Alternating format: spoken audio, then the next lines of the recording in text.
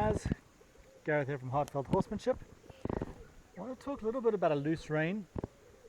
What is a loose rein and when do we use it?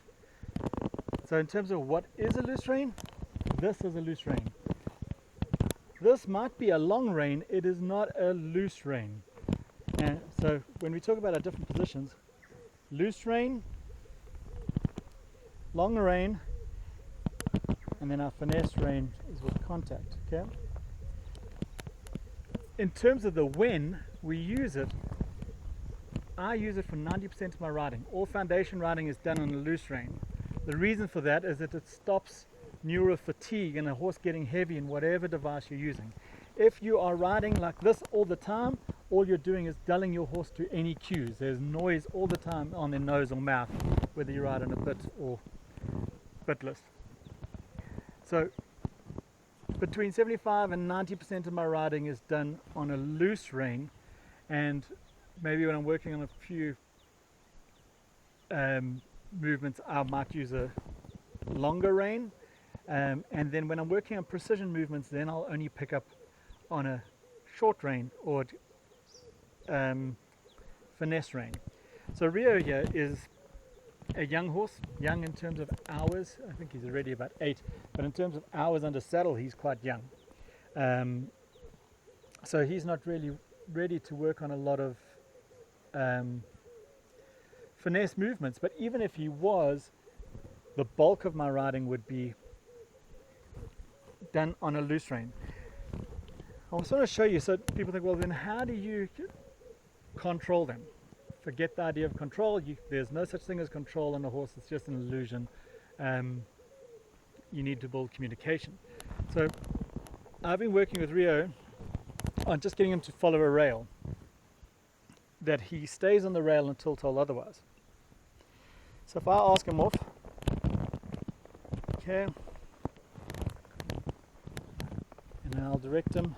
So my rein is active when I'm asking for something and gets back to doing nothing the minute he's doing what I ask. So in this case, what I ask is to get to the rail. And this is the absolute basics of direction. Get to the rail and stay on there. Stay on there until I tell him otherwise. So in this direction, he's actually pretty good. He bends easier in this direction, so he's fine with that. And I will only pick up the rein if he comes off the rail. Now, I mentioned bend, and a lot of people will be like, oh, but he's not maintaining that bend all the way through. This is why you need concentrated finesse rein all the time. I don't care right now if he's got an incorrect bend. I'm not working on bend, so he kind of ducked out on me there. Then I'll pick up the rein slowly and direct him back here. The reason I don't care about the bend right now is we need to work on one thing at a time. You can't have him sticking to the rail and bend and inside leg and outside rein and all these things at the same time. It's too much for the horse, and then you never get an opportunity to release because you're asking for 5 different things at once.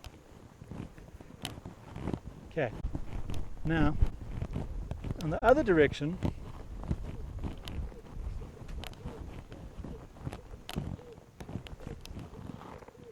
we're going to go the other way.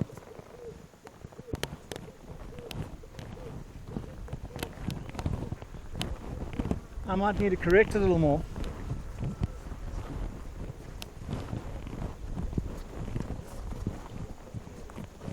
So we ride along, loose rein. I don't need to hold him there. It's just every time he veers, I will correct him there. Just come off a little. I'll legs first, then slide him out to rein. Okay, let's come off, leg, then rein. And it's kind of like getting him to train me to leave those reins alone. He's like, how do I get Gareth to leave those reins alone? I stay in the direction he put me until told otherwise.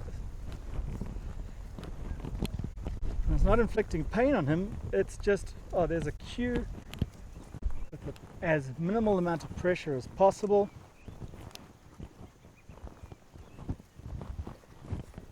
And if he wants me to quiet him down on that cue, he sticks to where he's going. So in terms of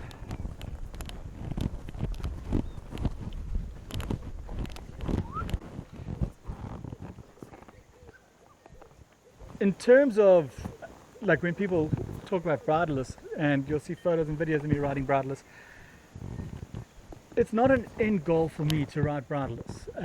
I'm quite happy to have a halter and be gentle and give a horse clear instruction.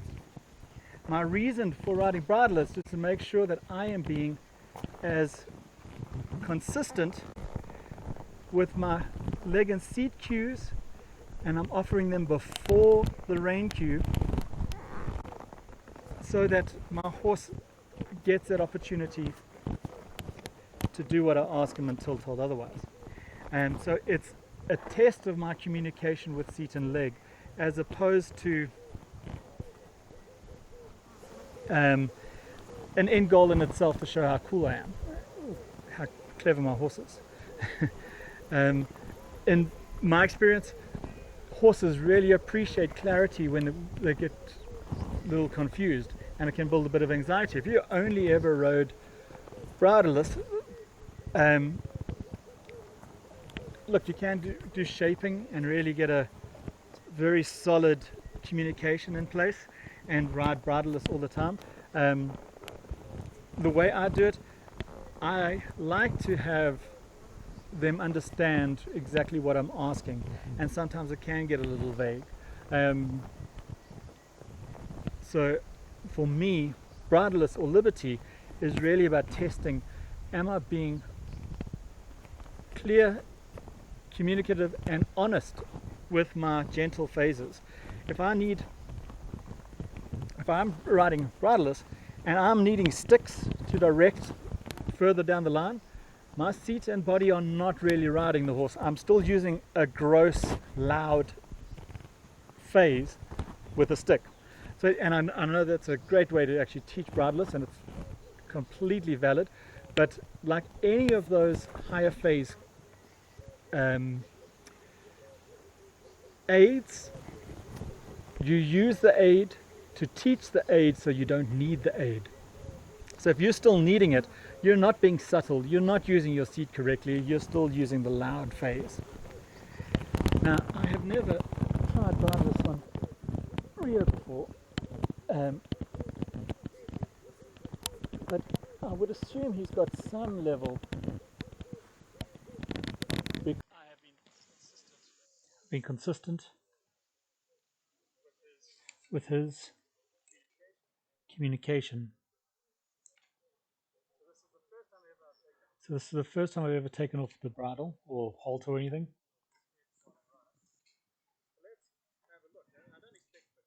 I don't expect perfection, yeah. I know his stop is good. I've still got the neck strap if I need a little help with direction.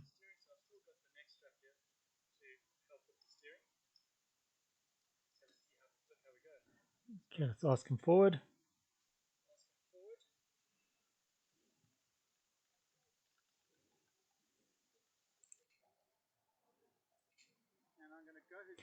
I'm going to go in this easier direction here.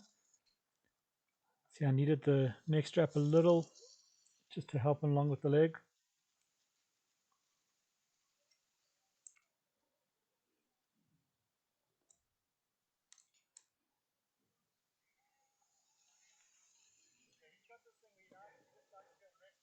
So he's got this thing where he likes to go and rest in the middle. I put it in place so that they don't pull towards a gate or anything. So you might see him try and fall in a little.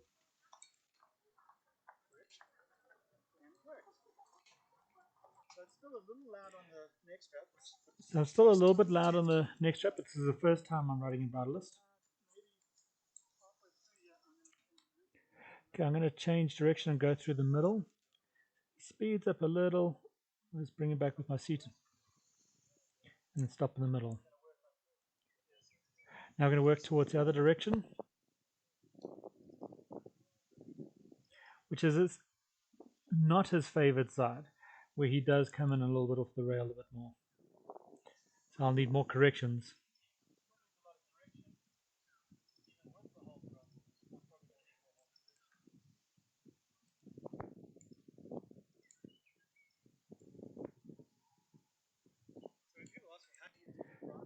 So if you ask me how to ride Brideless, you got to ride on a loose rein when you got the halter or headstall on, and just be consistent with your legs and your rein from a loose rein.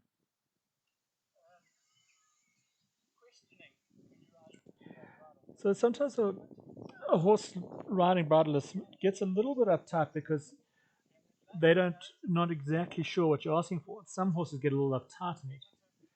Some horses love Brideless. Like once they're a bit more advanced and they have a better understanding of what you expect from them, then they don't get worried. They know exactly what you mean from your seat and leg.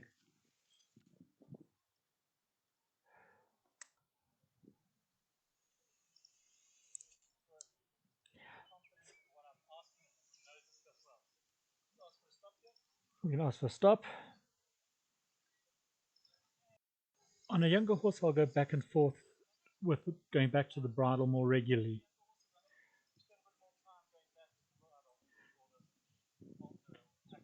Okay, we'll ask for a backup here.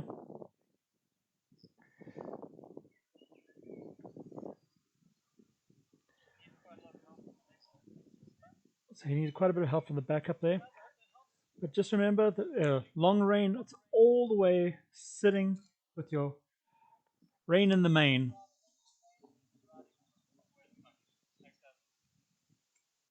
Hi guys, Gareth here from Heartfelt Horsemanship.